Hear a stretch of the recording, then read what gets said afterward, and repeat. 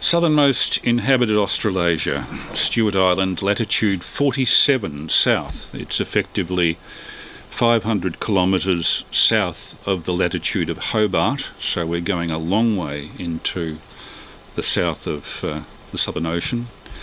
It's approached by taking a ferry from Bluff to the only town on Stewart Island, Oban, Half Moon Bay.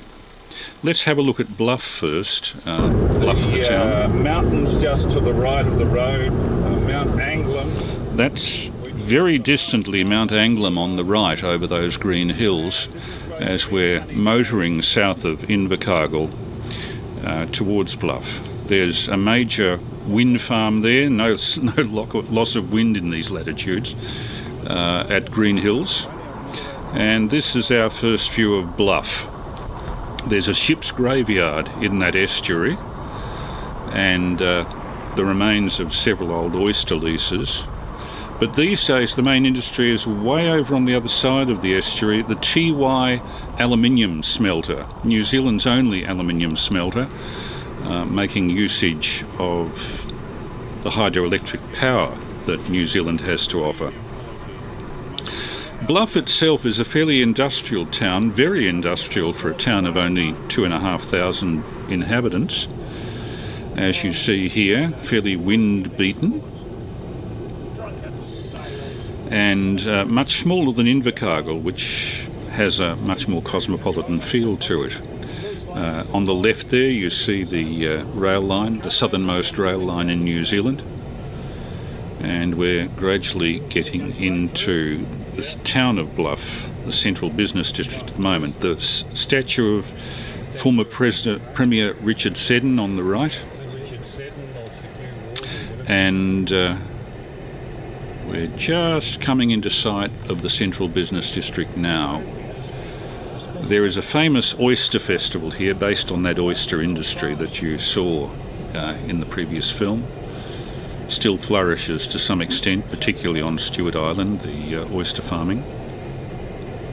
And here's the centre of town.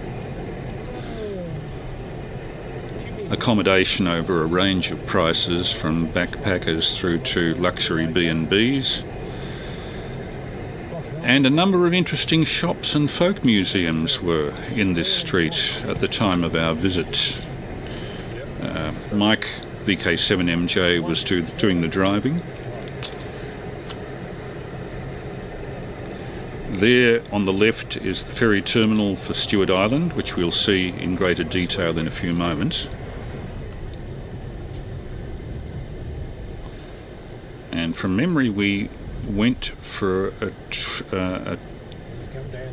a trip down to Stirling Point, which is the end of the southern road running through the South Island. Stirling Point, off the end of the Bluff.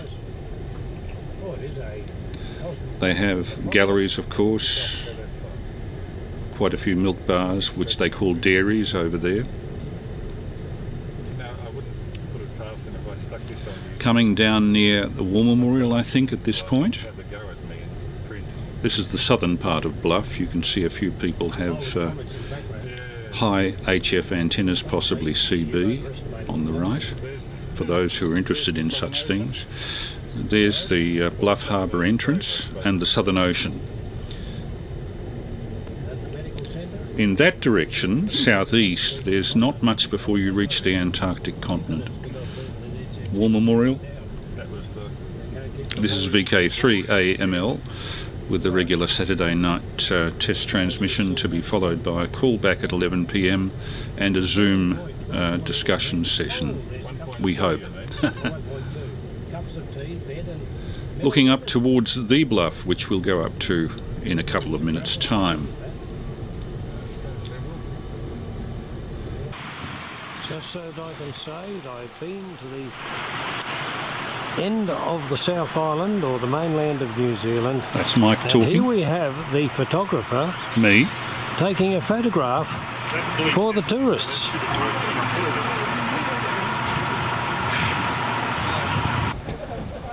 And this sign is right at the end of the road. This is as far south as you can go on the mainland, as it were, of the South Island.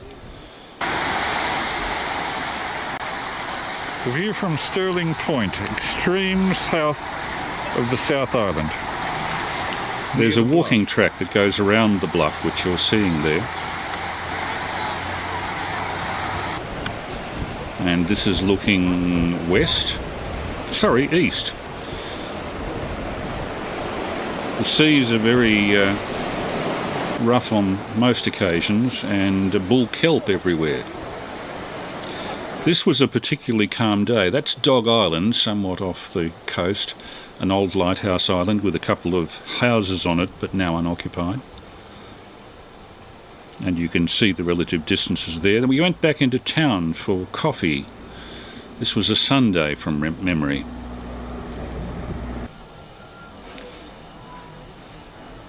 Interesting motto, but being outside the Kiwi Bank, I really wonder. Now, this attraction, I think, has ceased to exist since our trip there.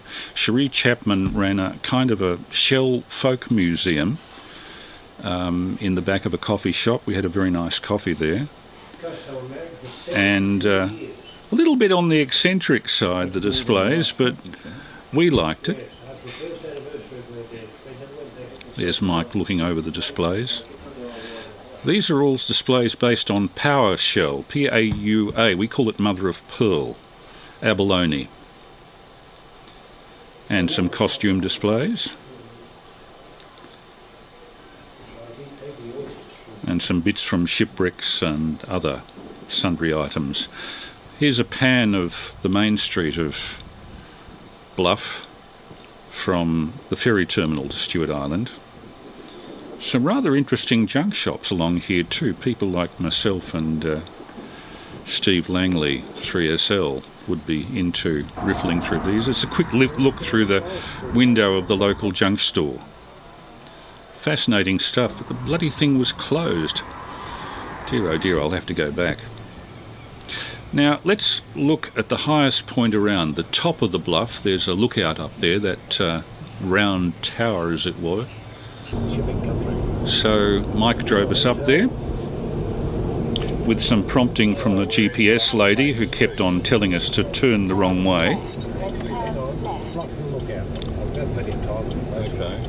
To the point where I think Mike came out with the epithet to F off, you stupid bitch, and switch the GPS off. Calculating, drive 80 metres, then turn left, turn left, then turn... There he goes. Bluff Hill.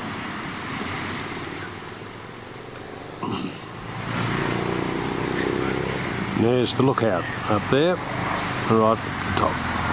And the radio mast, because this is the only high point around the place for radio communications. And it's a bit quieter now, all the motorcycles have gone. And the one place we haven't been overrun by busloads of Chinese tourists. There's TY Point on the other side. They bring a lot of money into the place. The south coast of New Zealand, South Island. Towards the aluminium smelter. And then we made our way up to this lookout. There's a kind of a spiral circular path that goes up there, quite cleverly designed. We'll walkway up to the Bluff lookout, extreme south of New Zealand. And very, very windy it was too, even on this relatively calm day. But because it's the only high point for miles around, it's chosen as the transmitting point for many radio services, and in the old days for semaphore communication, as you'll see from this sign here.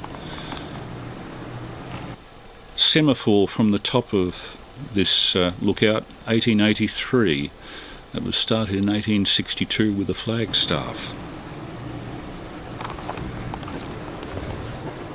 Further up there are plaques that give you a quick rundown on the history of the area. Plaques on the side of this lookout particularly. Microwave stuff, no doubt to do with mobile phones. Bluff, 1824 settlement founded by James Spencer, 1836 whaling station established by William Stirling, and all this was before the Treaty of Waitangi. So Bluff has been settled by whites for a very, very long time. Visited by whites, I believe, back to the 1790s when they were looking for whales and seals in the area. Visitors mostly from Sydney. And that's our first look at Stewart Island, the highest mountain on the island, Mount Anglem. I think it's about 3,000 feet, 2,500 or 3,000 feet. Over there in the misty distances, we could only imagine what we were in for when we got there. Some of the local RF. And there's Mike 7MJ trying to take a video in a 20-knot gale. Even I was having trouble with image stabilisation to get this without jerks and bumps from the irregular gusts of wind that were hitting me. There's the TY Point aluminium smelter and its dock loading facility, very, very long pier.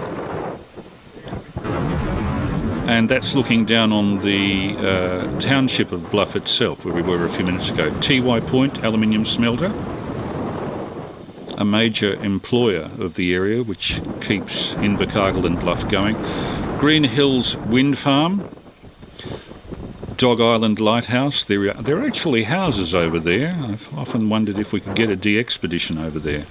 The local biker gang giving me the thumbs up. And that's looking back north along the peninsula that Bluff is on the end of. Back down the hill, look at those skid marks on the road. This is obviously where the local hoons do their burnouts. But not us. In our mid-60s, we were hardly hoons. Driving back down into town. And you can see that this is a fairly wind-pruned spot. Not too much above head height until you get down where there's a little bit of shelter down on the eastern side of the bluff, which is where most of the town is. These are typical houses of the area. Tend to be timber or fibro. Very few are brick, of course, New Zealand being an earthquake-prone area. I don't think this is particularly earthquake-prone, but we did see some warning signs for tsunamis that were around the place.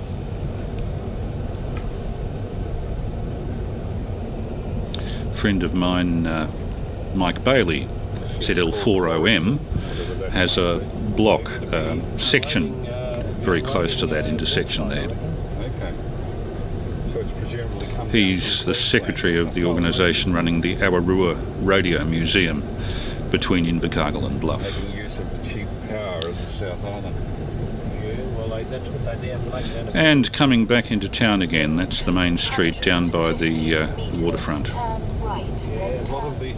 And our GPS was giving us wrong instructions all the way. Dear oh dear, I don't know whether we had the wrong maps in there or just simply that we were following more interesting routes than GPS was suggesting. The Stewart Island ferry terminal, and here comes Mike with his baggage heading for the terminal.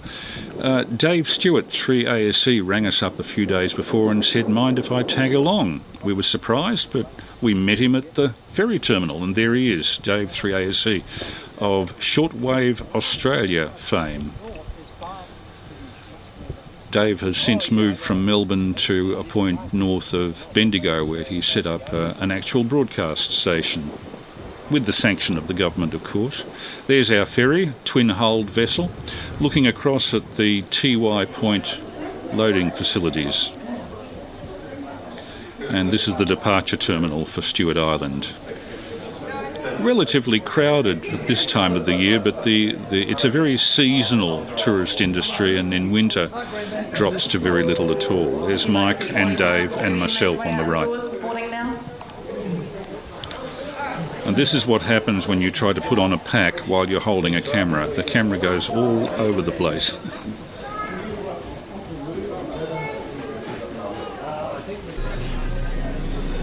One of the silly selfies that I've made, and there's Dave and Mike behind me doing a photo bomb.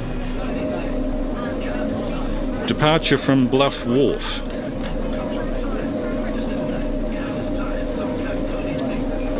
You very quickly get out into deep water. It's quite a nice deep water port. And the interior of the boat. Very comfortable boat too. And very fast, as you'll see.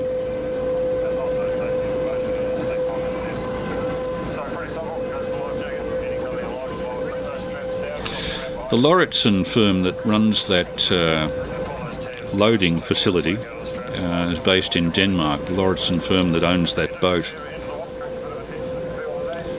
Shipping, I think, bauxite for refining into aluminium.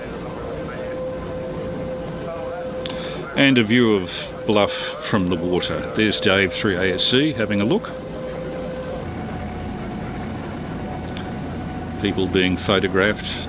This is so much like the end of the New Zealand plank that I think a lot of people go to Stewart Island just to see what the end of the country is like. That's the Bluff Lighthouse, historic lighthouse, that hexagonal building.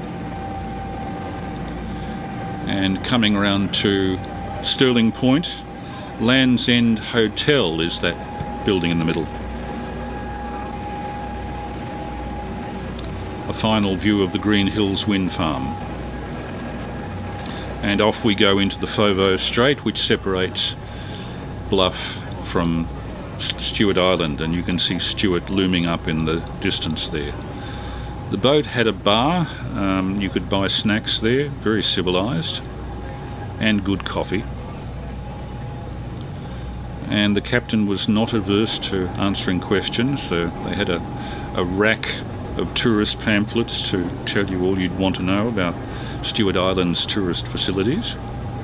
Very well thought out, very well planned. I hope I didn't bother the captain too much by shooting this video of him. And there's Dave with his back to us, and Mike with the red flak jacket on. Bluff Hill receding astern, Mount Anglem out that window. We were expecting this to be a lot rougher than it was. It was actually a very calm day, and a little bit of bucking. There are some of the TT Islands, the mutton birding islands that are frequented by the Maori, harvesting the mutton birds in season. Mount Anglem, the highest mountain on Stewart Island. It'd be a very exposed spot up there. Some of the rocks we had to dodge on the way in. And now coming around, I think it's called Horseshoe Point, into the port of Oban, or Half Moon Bay as it's more often called.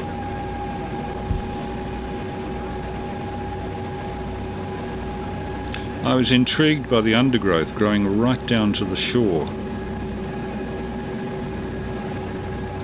Virtually impenetrable. Very, very thick. Stewart Island, I should mention, has 2.5 times the annual rainfall that Melbourne gets. So it's almost constantly damp. This trip was done in conditions where the temperature was hitting 20 degrees, which by the standards of Stewart Island was a heat wave. Obviously a high pressure zone over us with very little wind comparatively. Conditions were sufficiently windless that I could stand without gripping anything on the deck and take pictures. And here we are coming into Oban, the only town on Stewart Island and the only built-up area of the island. This occupies maybe 1 or 2% of the island. The rest of the island has no roads, no services, no shops, just foot tracks. Foot tracks and occasional hunters' huts and hikers' huts, mostly around the coast. The island itself is very large. It's about a quarter the size of Tasmania, but its permanent population is only about 380 people. most of whom live here in the town of Oban.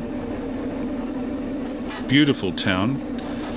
Quite a variety of houses here, ranging from hippie shacks through to the weekenders of some very rich New Zealanders and Americans. And at this stage the shipping fleet was in port. So this being the southernmost town of New Zealand, this services a very large area for the fishing fleets and the oyster vessels. So it assumes an importance industrially and in terms of security far in excess of its implied importance by its lack of population. Getting the regular Stewart Island welcome. And off we go up to the wharf. Our baggage was in those steel chests with the blue tarps over the top, and they transport those off the vessel with a crane, and we wait for them so that we know which of them, they're numbered, the steel chests, so that we can find our luggage. Dave on the left doing a bit of filming. Now we had to walk about 250 metres to our domicile at Stewart Island Backpackers, so we saw quite a bit of the bay as we went around. I think that was some sort of bomb shelter or whatever, built during the Second World War. People leaving the wharf and going off to their various points of accommodation. This was a little sobering. This was right by the wharf facilities. And an oyster catcher on the lovely beach at Oban. Tide was out. They have a Four Square supermarket. I think the Four Square chain operated in Victoria back in the 1960s, but now it's restricted to New Zealand. That's the southernmost pub in Australia, the South Sea Hotel. Australasia, I should say, not Australia. And that's the Four Square supermarket where we bought a lot of our food. The red shed was the local information pavilion. Oban mostly relies on tourism for its industry, and consequently everywhere you look there's information available on what you can see and do. Power shell. And if you want to play chess, there's a very large chess set. They're very proud of their local war memorial, memory to the victims of both wars who served from Stewart Island, and there were quite a few. They have their Anzac services here yearly. Looking back towards the wharf facilities from the middle of Half Moon Bay. It's not always as warm as this. Of course they have seagulls. Everywhere has seagulls. The late Lionel Curling 3NM told me he saw a seagull at Alice Springs, and I mentioned that for what it's worth. But this is what that area was like. Rather, I've jumped the gun here. These are paradise sheldrakes. That's the white-headed female. The males have black heads. There's a rather aggressive seagull on the beach. And that's the male paradise shelduck, male and the female. You'll see in a moment that these little guys, it was evening, they were getting fairly tired and sleepy. Though when I came close, they kept a weather eye on me. And every day we'd see them walking along the beach in their pigeon pairs, doing this, riffling their beaks through the surface of the sand, I presume looking for small crustaceans or worms. And interestingly, the way they did this was frequently by waving their heads back and forth in synchronism, I noticed.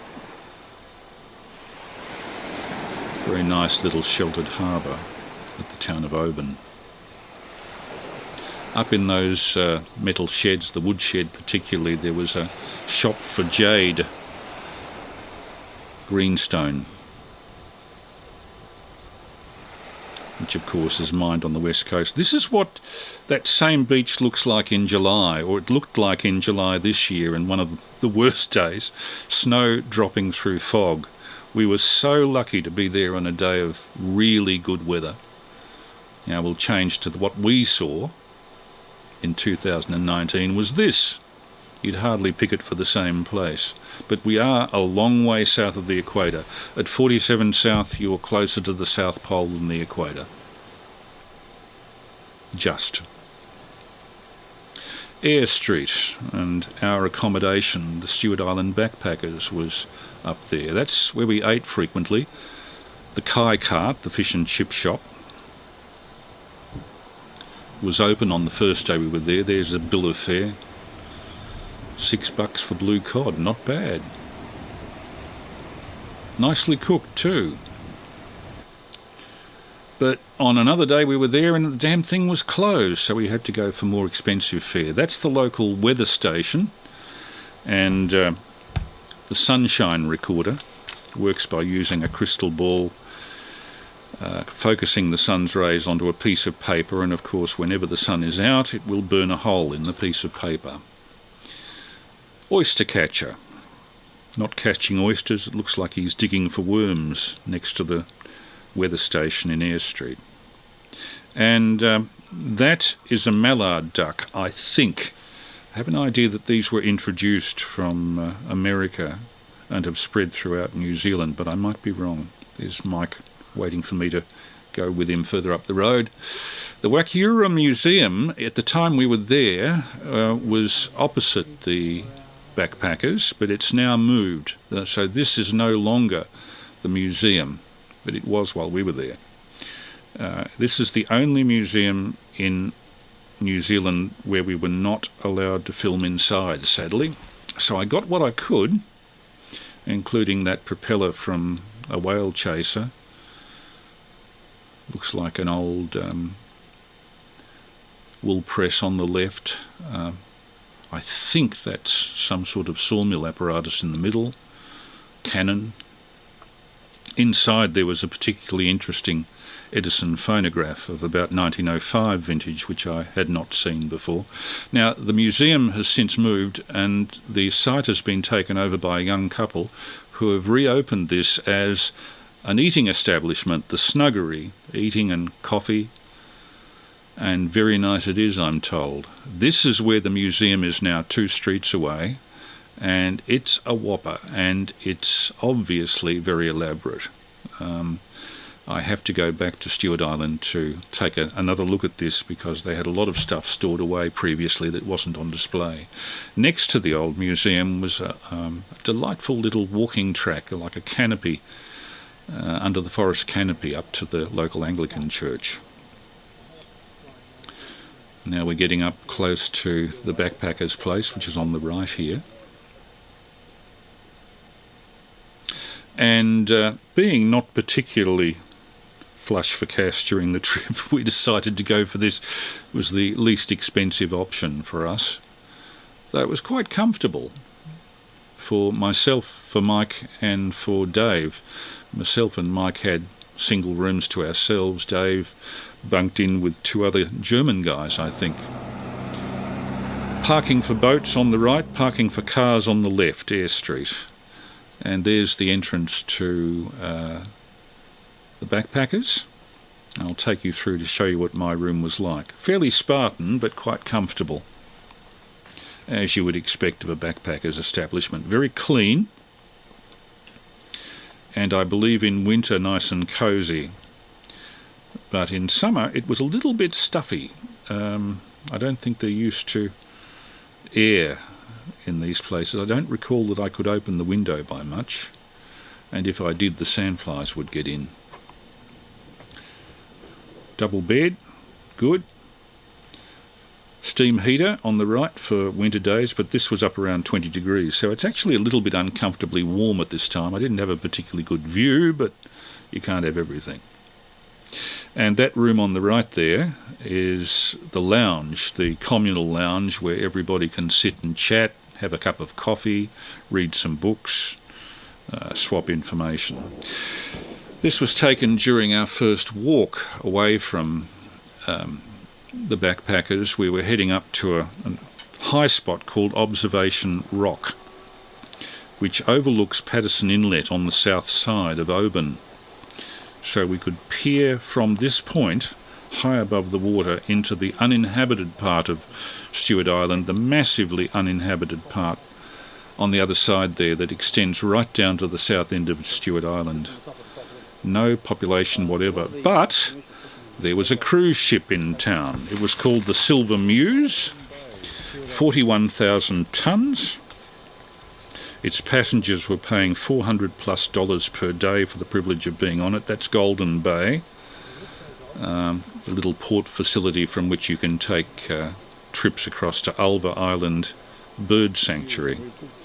Silver Muse, 8 dining rooms and 411 crew, 596 passengers. So this multiplied, if they'd all got off that boat, they would have multiplied the population of Stewart Island by a factor of, I think, 5. Fortunately, only a few people chose to get off and crowd the streets of Oban. That's them going back to the boat in the little pod craft they've got, landing craft, lighter. There's the ferry that takes you from Golden Bay across to the bird sanctuary on Ulva Island. Ulva Island is the one behind the one you're just looking at there. That's Iona Island, a small island. Ulva's the one at the back there. And that's all bird sanctuary, the southernmost bird sanctuary in the world. Had a look at some of the local plants. There were so many plants I'd never seen before. Some subantarctic, some endemic, very few that we see in Australia. I'm not a botanist. We see that bracken fern, of course, but I think this plant was called Caprosma, with these brightly coloured berries in it.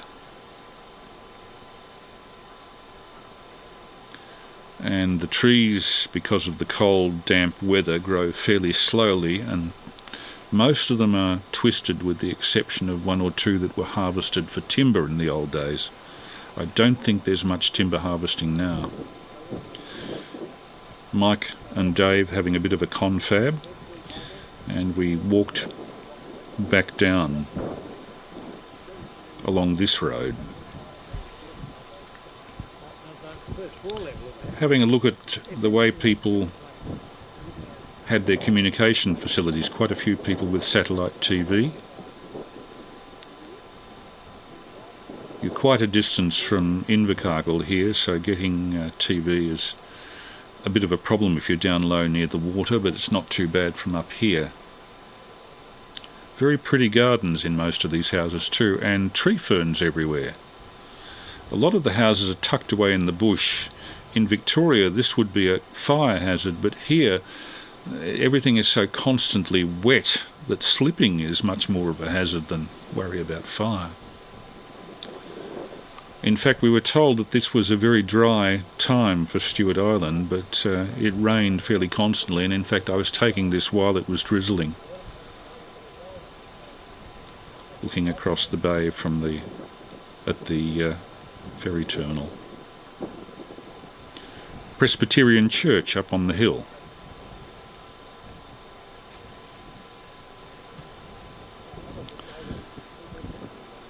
Just some general views of B&Bs, somebody with a patriotic interest in flags there.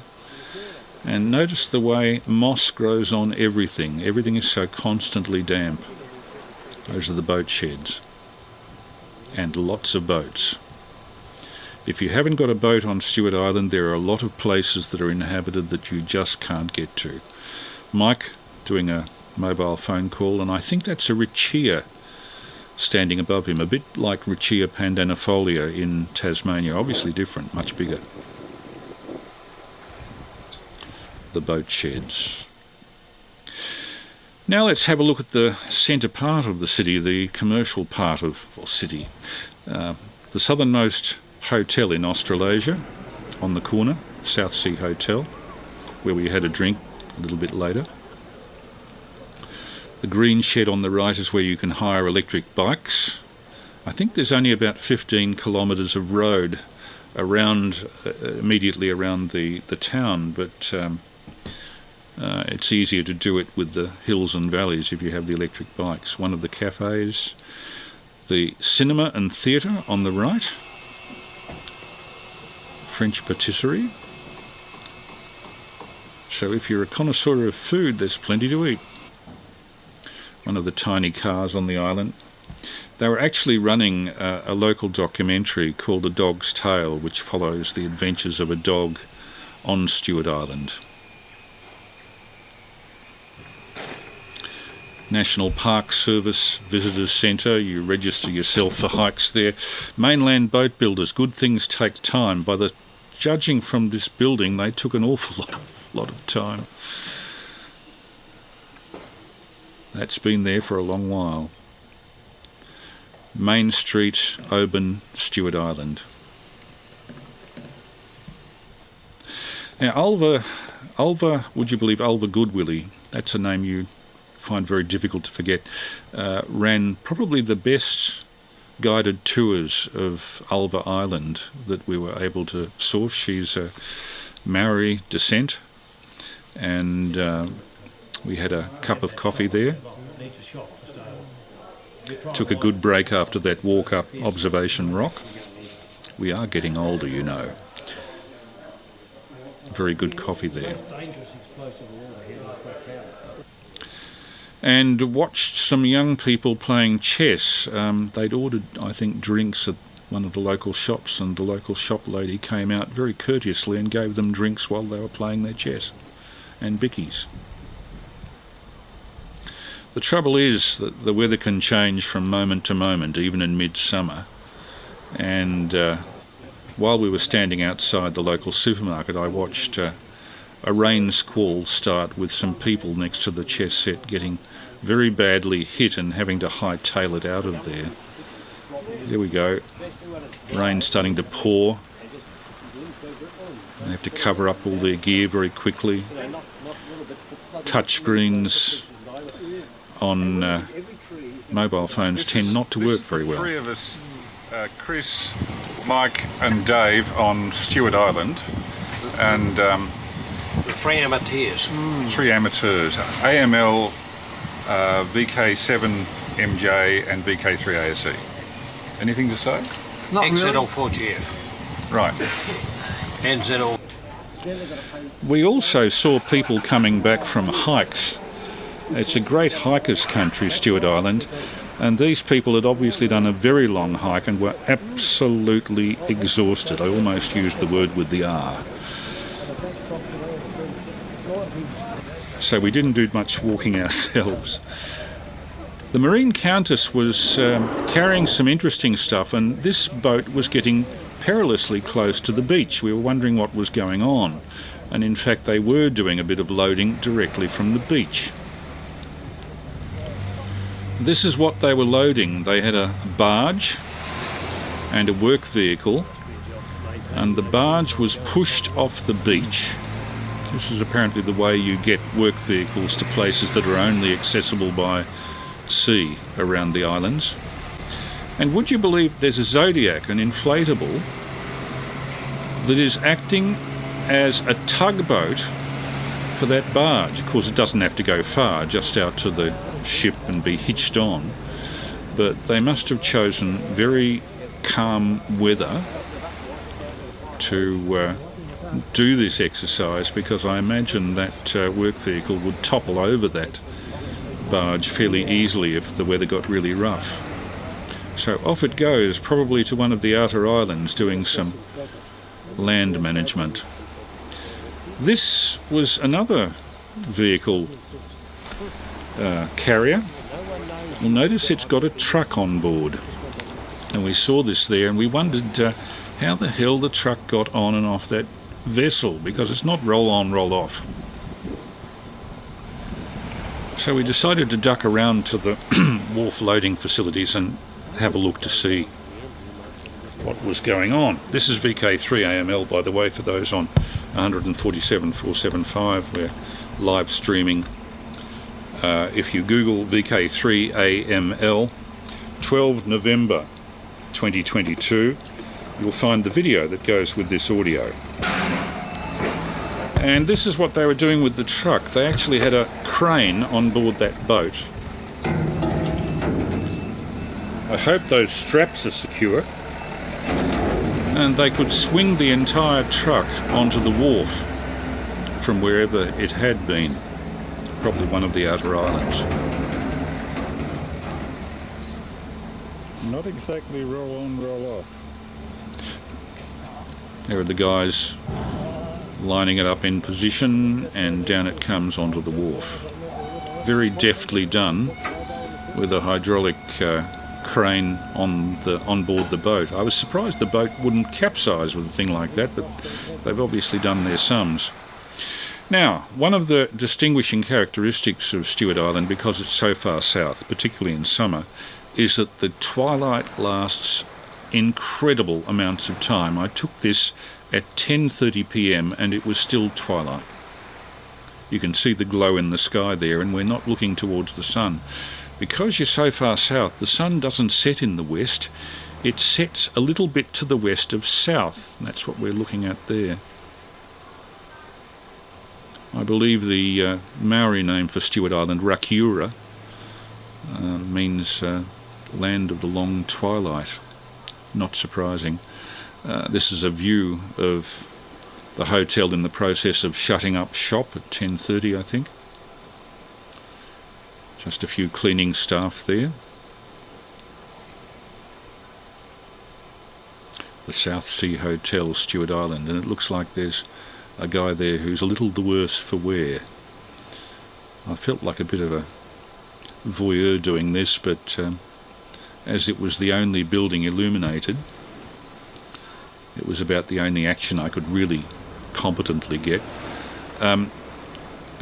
Power is generated by a small diesel plant on the island, and the cost of power there is 4 times that of mainland South Island, New Zealand, so lights are used sparingly, and they'd all be high efficiency LED lights as well. Getting back to the information pavilion, the red shed, and this is around 11 o'clock at night, looking back towards the South Sea Hotel.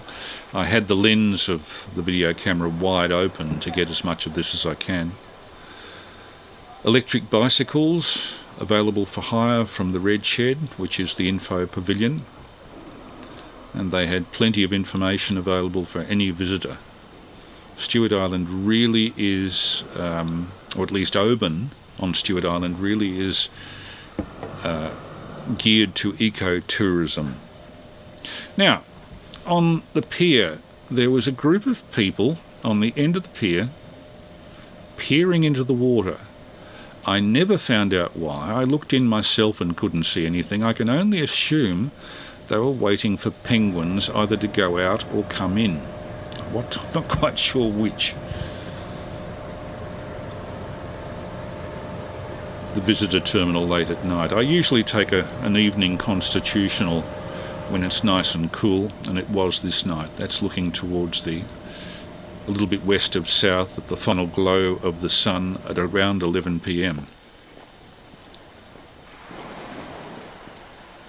So in summer, the days are very long, but in Stewart Island in winter, the days are frighteningly short. And you can imagine tourism here is very seasonal. I'm using my head torch there for want of any other light.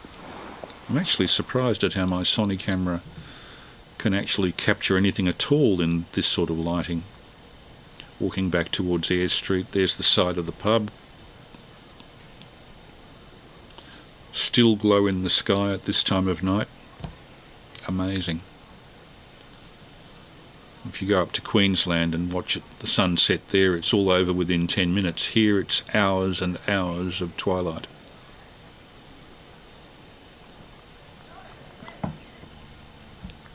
And sandflies. You do get a few of those there, not terribly troublesome, but they are attracted to the LED lights, probably the ultraviolet.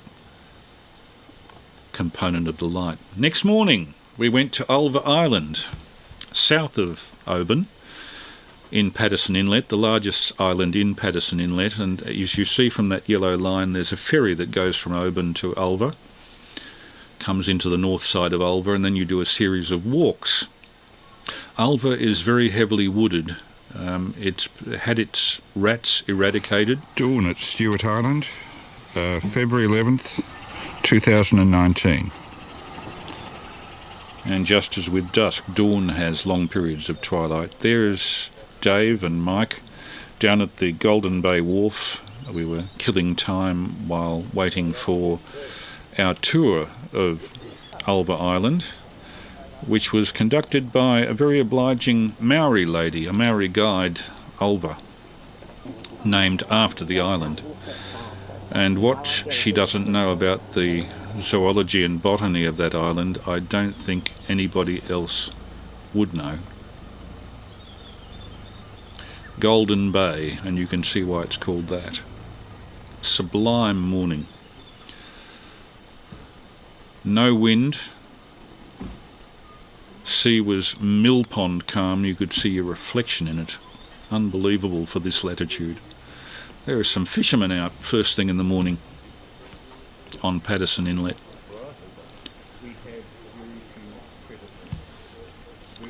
This is VK3AML testing. Here's one of the water taxis coming into the wharf. Many of these you can hire to take you anywhere you'd like to go around the coast of Stewart Island, as long as the weather is right. And frankly, it isn't often completely right.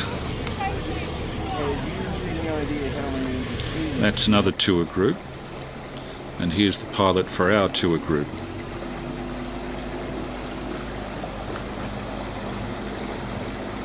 I think.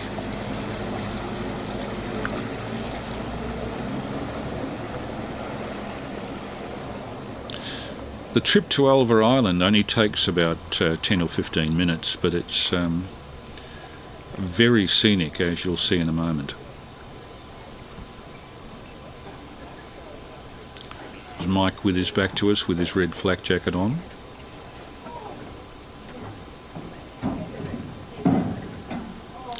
This is Golden Bay, a little to the south of the town of Oban, or on the south end of Oban.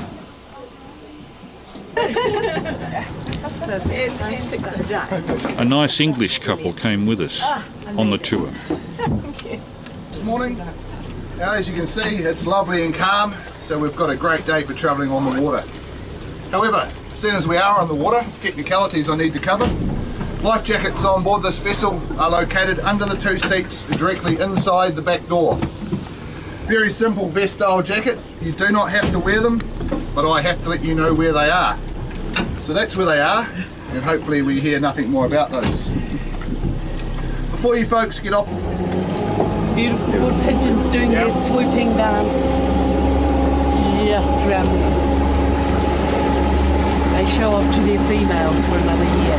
They go off and they store and they Ulva had started her commentary even before we were away from the wharf. She is so passionate about the ecology of this area. And off we go across Patterson Inlet from the wharf at Oban. Doing quite a clip. That's Iona Island on the left. The uninhabited hills of Stewart Island in the background. And as you see, an absolutely mill pond calm day, and in an area that borders on the subantarctic, this was exceptional. We were very lucky.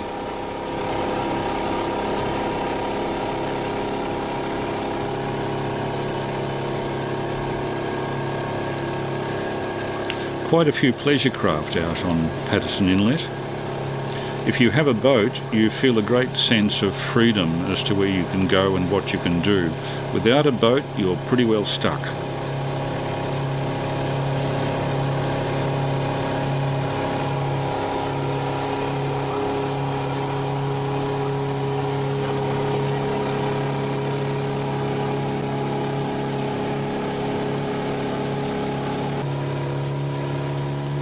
And as you can see, it's very scenic country. That's the uninhabited country at the head of Patterson Inlet. A few outlying houses.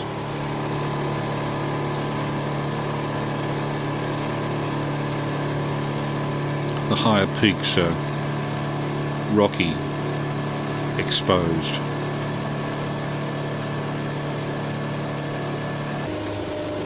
Coming into Ulva Island. I think this is called Post Office Beach. There originally was a post office here, and the buildings are still there, but they're now in private ownership, as you can see. The big ships used to drop off mail for people living in the Patterson Inlet area at that post office, and then they would run up a flag to indicate people in the outlying settlements when the mail was in, and it would become quite a social event for people coming into the post office there. So Ulva was a centre for communication in that respect. Hopping off the boat, and Ulva did an introductory talk for my wife who wasn't able to come, my wife Prue. Very pretty little inlet. That's the only house on Ulva Island. It's only a small island. But lots of birds. You'll hear the bird song throughout. Hello Prue, welcome to Ulva Island Bird Sanctuary. It's the southernmost bird sanctuary in the world. And Chris has behaved himself quite well, actually. We've only been there, and back to here. Okay. Thank you so much. Delightful Maori lady. And there's the old post office. I think that's a Stewart Island wood pigeon. Not Mike. Off on the well-marked walking tracks. I want you to come and have a look.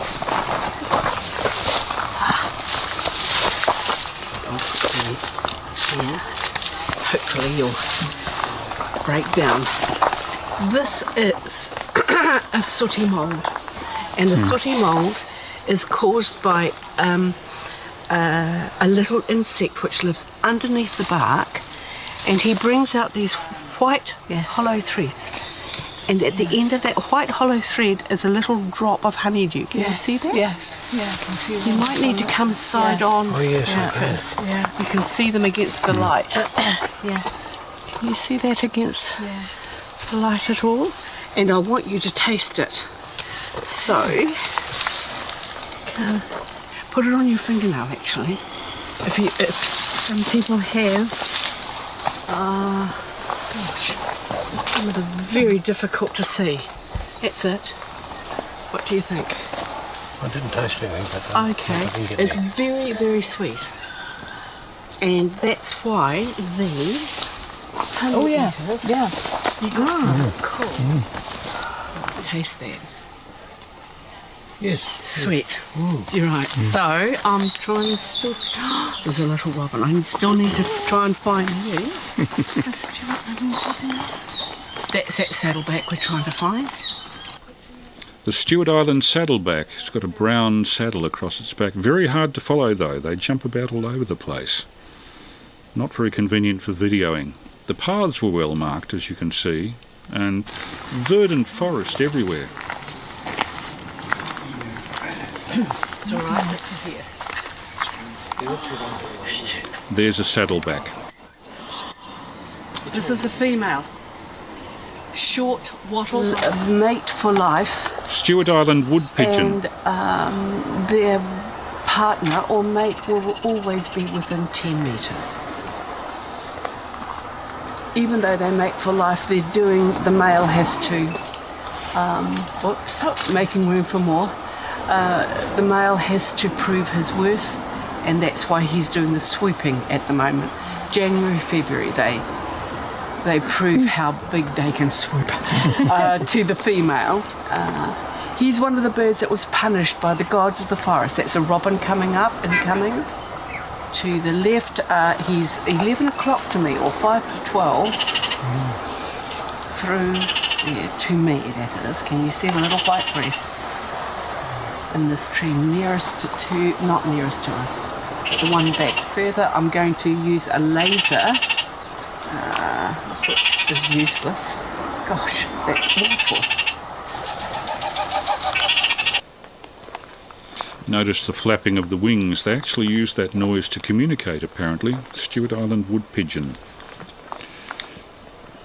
Known in Maori language as kereroo. Yeah, that there. You see it now in the field, actually. Right. Yeah. We were given lectures on how to identify different Yeah, types of that endemic one. Can plant. you see it goes up the middle of the midrib there. Okay? Right, so, when someone says to you, oh, what's this leaf here? Look at the little dots going up the centre of the midrib. You can see them there. And you can see them sometimes better in the light. Sometimes they're quite, they're protruding quite a lot. We have 78 endemic species of Caprosma. 13 are endemic just for Stewart Island of these Caprosma.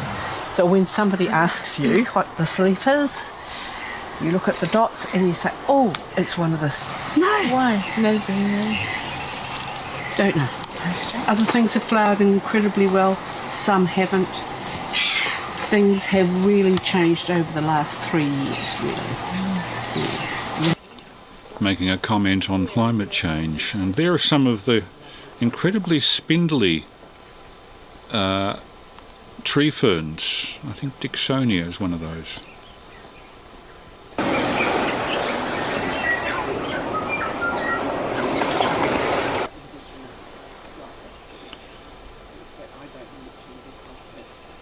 So many things that were new to me. That tree at the back there, looking almost like something out of a dinosaur movie. Jurassic. There. You see this little house with this great big tree that's higher than the roof.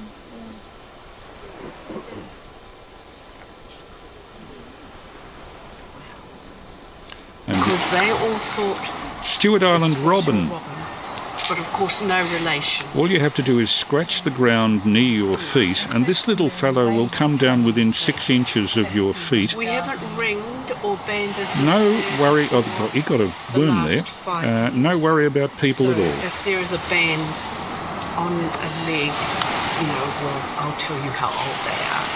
But Have they stopped studying that group then? yeah, we've done it for 12 years. They don't need any more human intervention.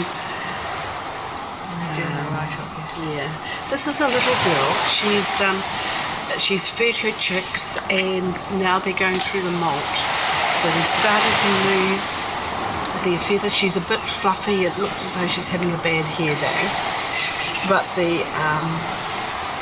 the markings on the side are also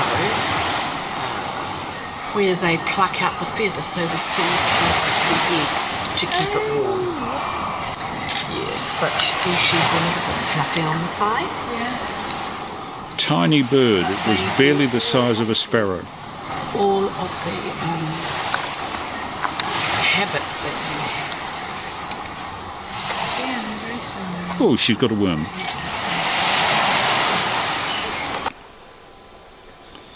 Charming little characters.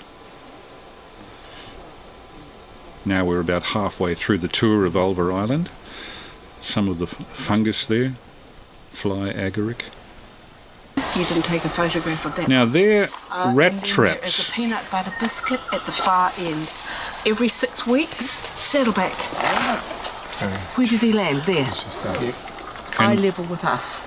Can we get it? I This think is a not. female.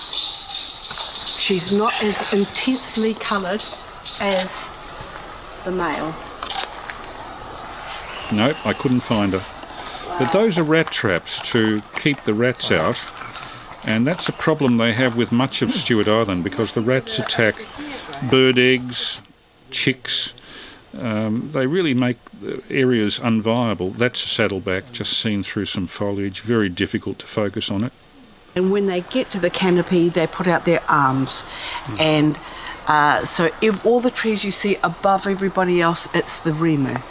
This is a tree we had 30 sawmills cutting down because they were long and tall and straight, didn't have knots, and the shipbuilders used them for the mast. And the rimu was covered with vines. These red marks indicate where rat traps have been placed. Very important to keep this bird sanctuary free of rats. Lancewood. Lancewood. There's a story here. And some of the lower forms of life, lichens. It being so wet, this grows very readily.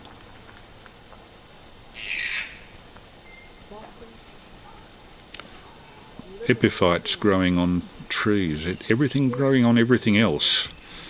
It's almost like a cold jungle. And on the floor of the forest, moss, which when you look at it very, very closely, almost looks like a forest in itself. Trees. We don't have the beech forest, the Nothofagus.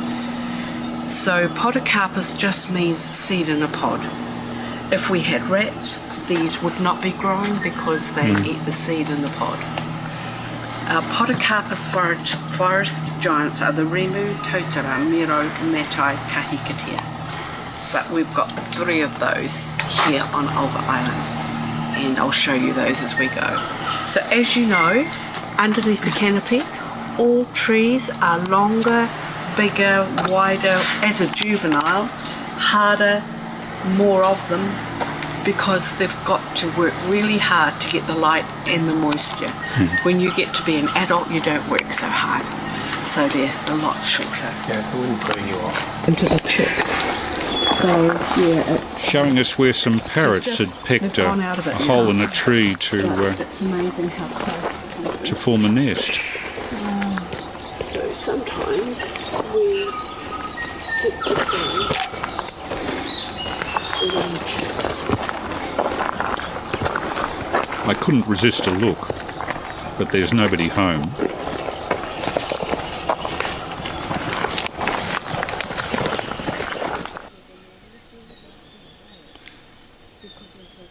In spite of implications, the forest was never quiet. There are birds everywhere on this island. Lancewood on the right, you can see there. Lancewood. And moss. It's this is a subantarctic megaplant. The deer everywhere, and it's a rare and endangered plant. But the ones that we have in Enderby or the Auckland Islands have big leaves like a banana leaf. They're slightly hairy too, aren't they? No, I think you're talking about the gunnera, which is slightly hairy and looks like a big rhubarb plant. The only time I've ever seen it's in the Antarctic house of Hobart Botanic Gardens, and they brought them back from Macquarie. Yeah.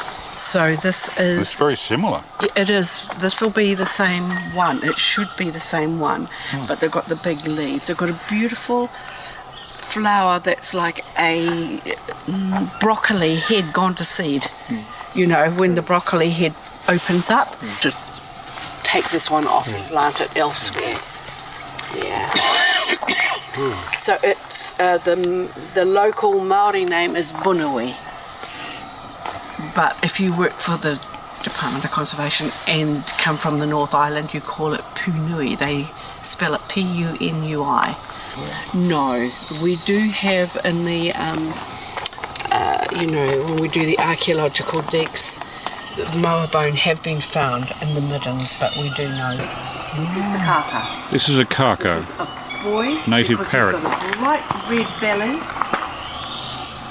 And he wouldn't look at us. He's got a white toupee on his head, if you can't see that from... It's just because he's got his head turned round. Everybody got it?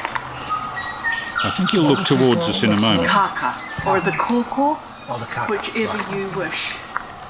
He's the one that sounds very, very angry flying over here.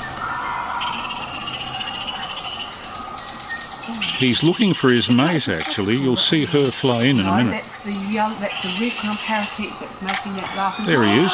There's a mate too. Oh, wonderful. Did you get that incoming? Yeah, so the first one was the male and the second one the female. Ah, looking. There are some other birds in the background too. Some little birds flitting in the background. Yeah, the male is always better dressed and better looking, you know. Male kaka on the right, female on the left. Oh. We saw a pair mating later on, so we'll show you a bit of a blue movie for kakas later on.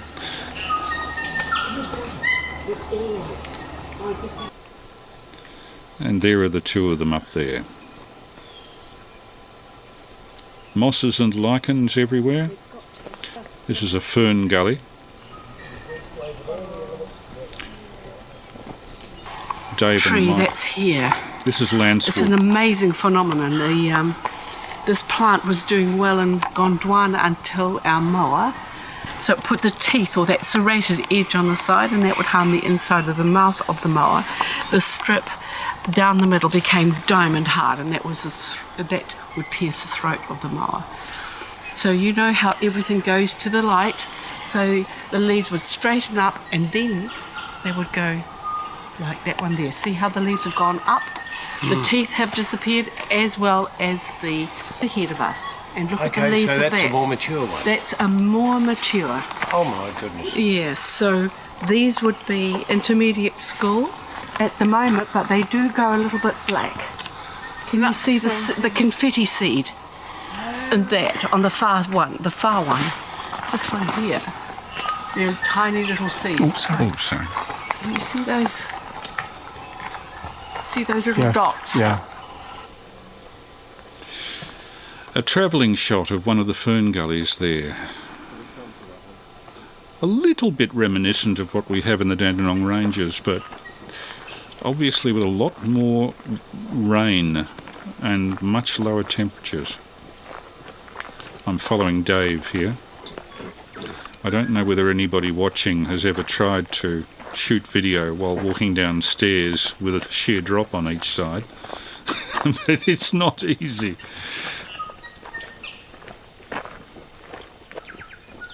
Lichens. That's Supplejack. It's a type of vine that has died out in much of Stewart Island because the deer, the sambar deer, eat it. But here it's protected. A totara tree.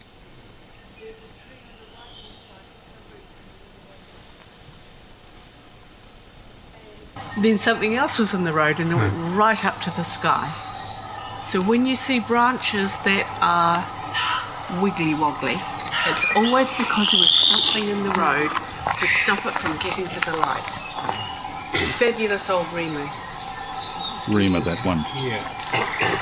Yes, that'll go down to all those sorts of things.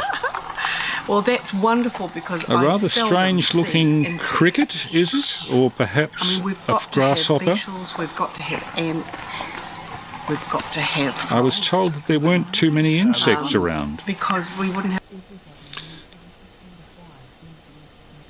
This is just some very close shots of the forest floor and some rather weird plants. I'm obviously not a botanist, but I was fascinated by the variety. I was reading his forward in Fuller's book last night. Right. Yes, he's lovely. So the two species are a Dixonia, which is this one here. This one here is a Scythia or a Cynthia. To know the difference between a Dixonia and a Scythia is that you just tree change the ferns. name. So this is a Dixonia, that's a Dixonia, that one there, this one here. Okay? You just change the name. So, and underneath is translucent. Filmy fern. When you see the little spore on the side there. The leaves are so thin, they're one cell thick, you can see through them. Yeah, put your hand underneath. Isn't it lovely? Yeah. If we had deer on the island, they'd be all eaten up. But so you can see how it's starting to dry out already. Hello. There's a robin. This is a fully fledged male. He's got a lovely clear coat. He's gone. Whereas Oh, the there he other is. one was going through the molt. No fear of people. Very curious So bird. tame, aren't they? I know. This is why the rats ate them. There's nothing there, is there? It's very, very dry. I'm sorry, baby. Here we go. What else? It looks like a little yellow flower when the bud has gone. And you see that close up, it's like a little yellow marigold. No, marigolds have got lots of little petals.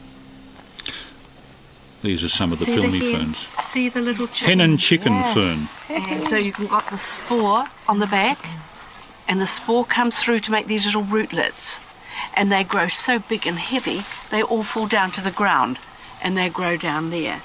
Now the koru, or the new growth of the hen and chicken fern, which is that one there, can you see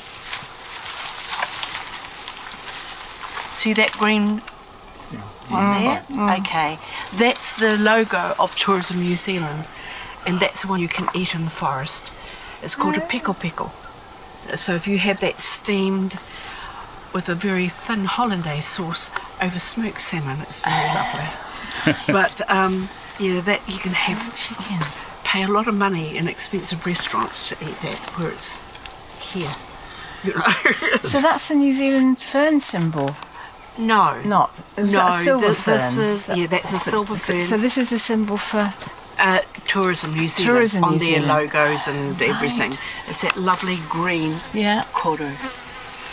K-O-R-U. I'll show you the original brown furry koru comes from.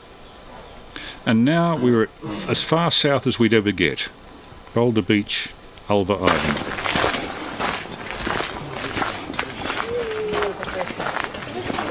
Coming out of the forest canopy. Oh my God. My God. The flightless weaker bird, W-E-K-A. I thought these were kiwi originally, but there are other flightless birds apparently. The weaker.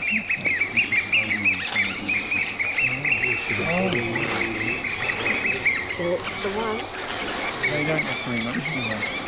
Utterly quite good. They're very good swimmers, they're more than happy to swim. The weaker. Another bird with no fear of humans. Well, people, this is as far south as I've ever been. My entire life has been north of this point.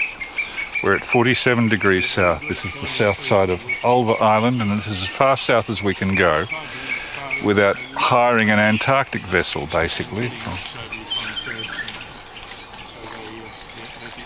quite something to think about. I rarely take a selfie, but this is an exception that I make. Just to prove I've been there. Still Stewart Island.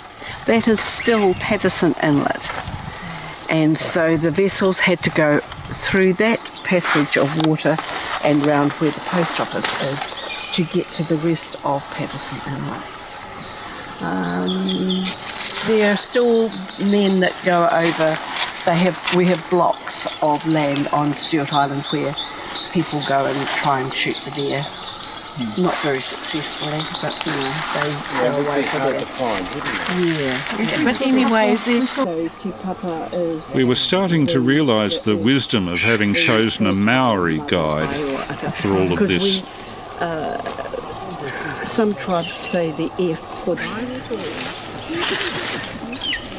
The beach sand, unlike Australian sand, was quite firm and coarse.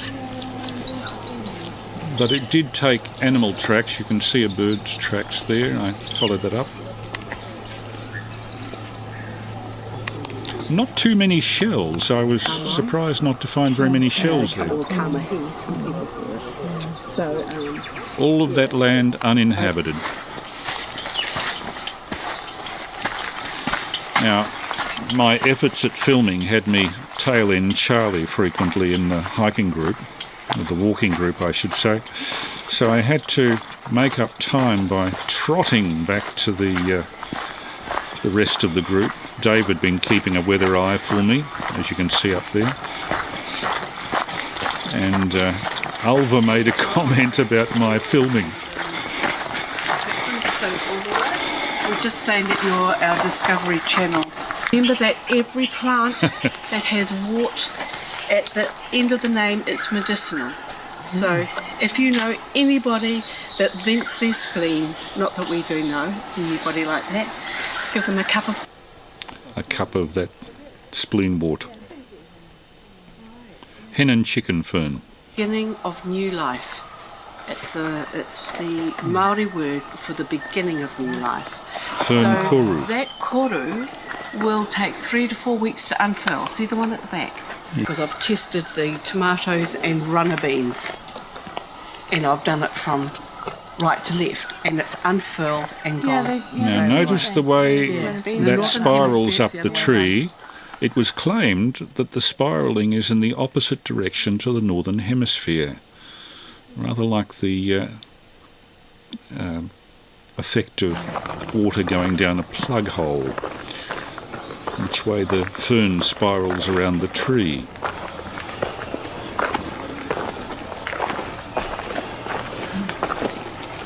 Trying to get a travelling shot of the surrounding foliage. Supplejack or supplejack. And shuffling slowly through, not making too much noise so that we don't scare any of the birds or animals that we might come across. Many of the animals are nocturnal. Triangles and circles and lines between and sells for millions of dollars. Anyway, the mero tree always looks like beaten copper. You know, somebody's hit it with a hammer, and she's always got a mossy fur coat.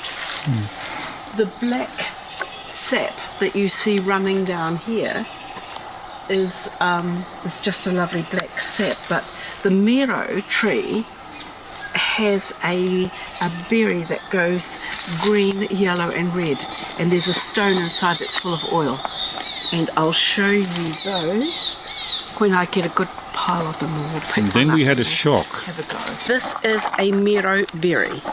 It comes from the tree up, and we'll have And something unexpected happened here. Oh my God, they're mating. Cuckers mating. This is the thorough mating of the kaka. This is a blue movie for parrots. This will go on for 20 minutes, as I see. Can you see that? Yeah. On the horizontal. We watched these birds at it for the better part of 10 minutes, and there was no sign of diminution of the, shall we say, activity. Oh, he was at it. The actual mating thing, you need on slow motion to actually see it. Yeah. He's banging away like nobody's business. Oh my goodness, she's reading a book. But this is a Flying United joke, sis. See that, and you can understand why they're absolutely exhausted at the end of this. Yes. And the female puts up with it. Isn't it amazing? Just can't see the female head. She usually turns her head up.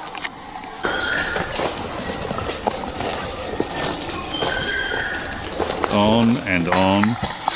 The deer. It's a deer indicator as well. But because we haven't got deer on Ulva Island, that's why we've got it every year. Our supplejack here, level.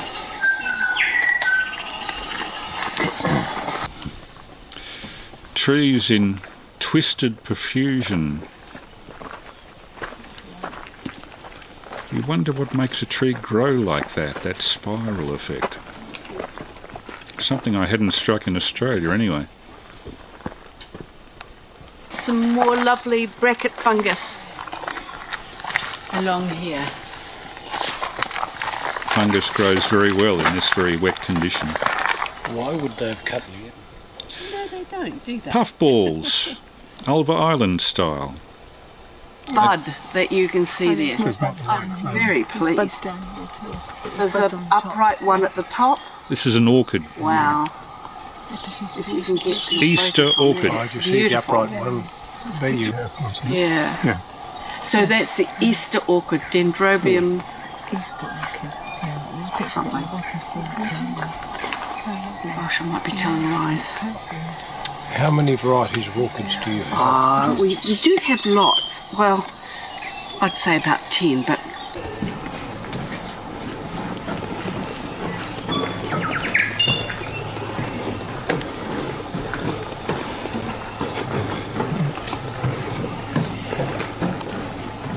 It's typical of the fern gullies in the Stewart Island area. Imagine if this track wasn't there, how difficult this would be to get through. There's one of the volunteers actually setting up a rat trap, making sure that the rats are eradicated. They get, I think, 1 immigrant rat on Ulva per year. We got told to check our baggage before we came up. Moss growing on one of the trees. And now our visit to Ulva is coming to an end.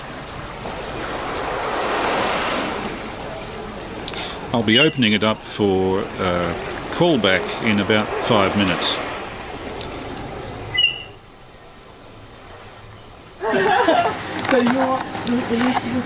Mike and Dave getting aboard the Ulva Island wharf. Watch out for the moss. So I'm going to sneak away and pick up and put these before she comes back down. And there's Golden Bay on the other side. So we leave Post Office Bay on Ulva Island and head back north again. And we've been going further north ever since. Mike on the left, Dave on the right. 7MJ and 3ASE on Patterson Inlet, Stewart Island. This is VK3 Alpha Mike Lima with a regular Saturday night test transmission.